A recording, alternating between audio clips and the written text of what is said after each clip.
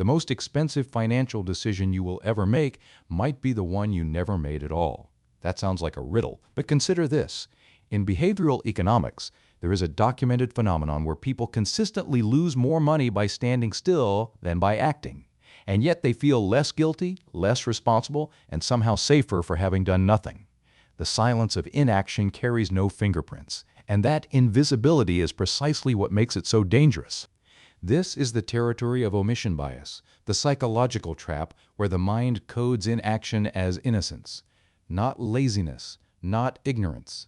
Innocence. The brain draws a moral distinction between harm caused by doing something and harm caused by doing nothing, even when the financial outcome is identical.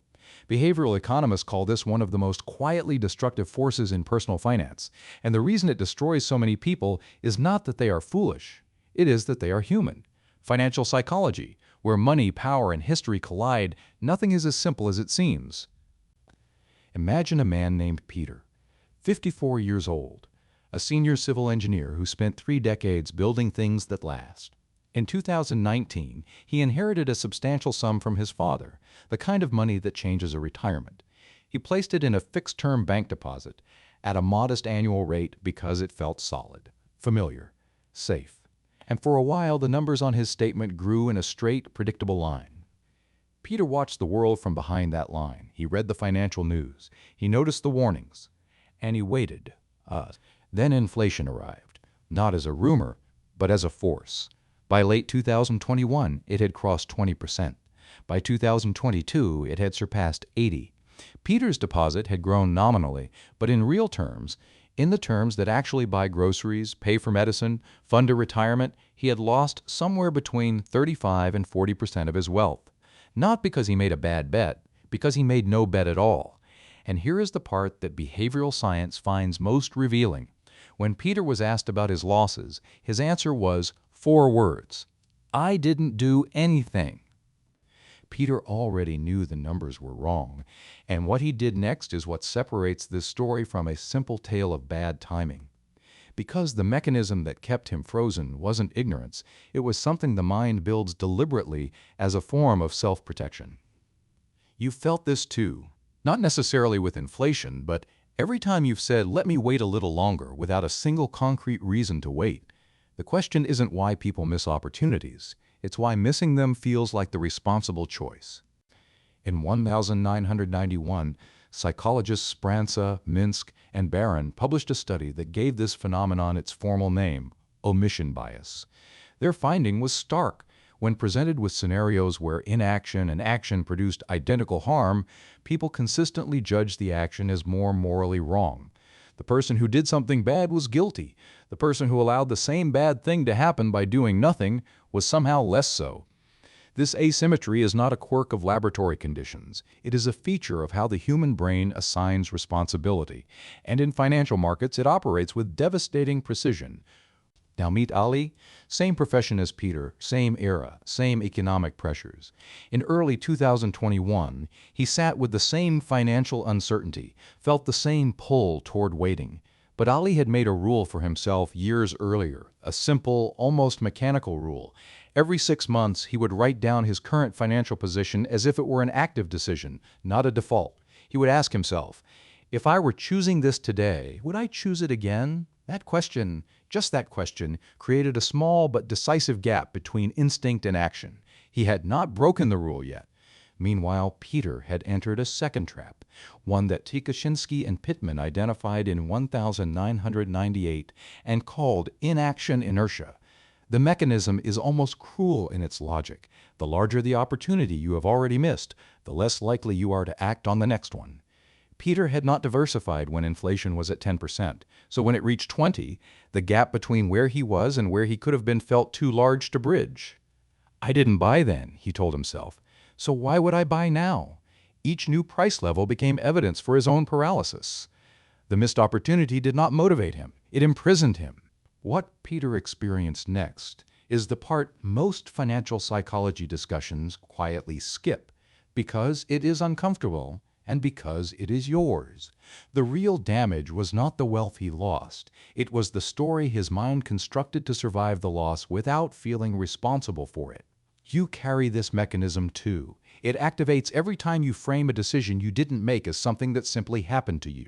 In 2017, I did what every overconfident analyst eventually does. I held a position in a sector I believed in long after the data had turned against it. Not because I lacked information, I had the reports, I read the signals, but I had framed my original entry as a considered, intelligent decision.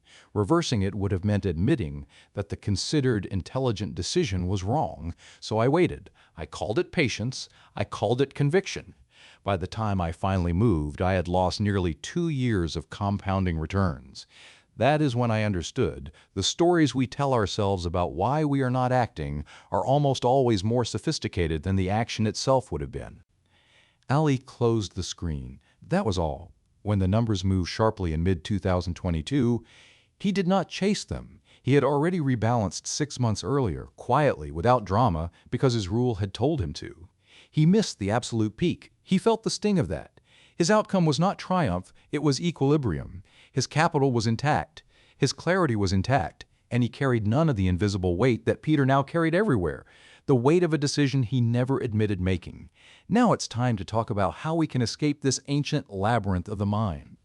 As you've seen, the mind's deepest instinct isn't to win. It's to avoid the unbearable feeling of having caused your own loss. Omission bias and status quo bias don't announce themselves. They disguise paralysis as prudence and silence as safety. The most dangerous financial decision you will ever make may be the one you never consciously admit to making. Now I'm going to give you 3 strategies, from easiest to hardest. Even if you apply just one, this video will have achieved its purpose. The first is what I call naming your inaction as a decision. Omission bias survives because we never hold our silences accountable the way we hold our actions. Research from Daniel Kahneman's work on loss aversion confirms that the brain registers potential losses twice as intensely as equivalent gains, meaning inaction feels like protection even when it is erosion. When I first tried forcing myself to write, "I chose to do nothing today" in my journal, I felt a sharp, almost physical discomfort. But over time, when I saw how that single sentence changed my relationship with passive drift, I realized the discomfort was the point. Do this today. Open any notes app and write one sentence. Today, I chose not to act on this financial matter, and here is what that choice will cost me in 1 year. The second strategy is setting a pre-committed decision deadline. Status quo bias feeds on open-ended time. The longer a decision has no deadline, the more permanent inaction becomes. Neuroscientist Antonio Damasio's somatic marker research shows that without a defined endpoint, the brain defaults to the emotional comfort of the familiar rather than rational evaluation. Think of Ali. He didn't wait for certainty, he set a specific date by which she would act or consciously walk away, and that boundary alone broke the spell of indefinite waiting. Do this today. Identify one financial decision you have been postponing, open your calendar right now, and set a firm review date no more than 7 days from today. The third and hardest strategy is reframing the cost of safety itself. The brain never naturally calculates the price of not acting. You must train it to do so deliberately. Behavioral economist Richard Thaler's work on opportunity cost neglect demonstrates that people consistently underweight what they surrender by standing still, because invisible losses produce no emotional signal. Peter never felt the cost of his frozen portfolio until the day he did, all at once. Translate your inaction into a concrete number. What does 1 more year of delay actually cost you in compounding, in purchasing power, in options lost? Do this today. Calculate, even roughly, what a single postponed financial decision has cost you over the past 12 months. Write that number down, and let it be real. Now here is my question for you. Think of one financial decision you have been avoiding, not because you lack information, but because acting felt more dangerous than waiting. What story have you been telling yourself to make that silence feel like wisdom? Share your answer in the comments below. Let's examine it together.